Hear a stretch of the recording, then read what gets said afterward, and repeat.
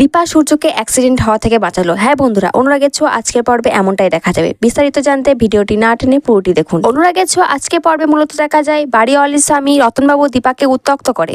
দীপা চিৎকার করলে রতনবাবু পালিয়ে যায় আর তার স্ত্রী সুধা দীপাকে নানা কুকথা শোনায়। তখন দীপা বলে তার চরিত্র নিয়ে সে কোনো খারাপ কথা শুনবে না। এদিকে মানসিক হাসপাতালে একজন রোগী অসুস্থ হলে সূর্য তাকে দেখে প্রেসক্রিপশনে ওষুধের নাম লিখে দেয়। এটা দেখে ওখানকার ডাক্তার নার্স মনে করেন সূর্য হয়তো ডাক্তার ছিল। সকালে দীপা সোনারূপাকে নিয়ে বেরিয়ে যাওয়ার সময় সুধা দেবী সোনারূপাকে খেতে দেয়। ওই খাবার থেকে সোনারূপা দীপাকে খাওয়ালে সুধা তা দেখে চোখে জল চলে আসে। দীপা এবার সদর হাসপাতালে গিয়ে অ্যাক্সিডেন্টে খোঁজ করলে ওরা সামনে একটি হাসপাতালে খোঁজ নিতে বলে।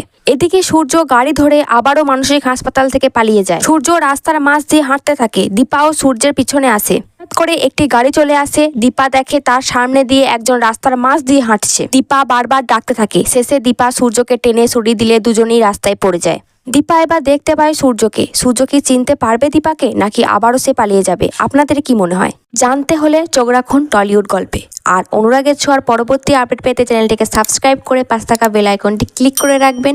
ভালো লাগলে অবশ্যই একটি লাইক কমেন্ট করবেন।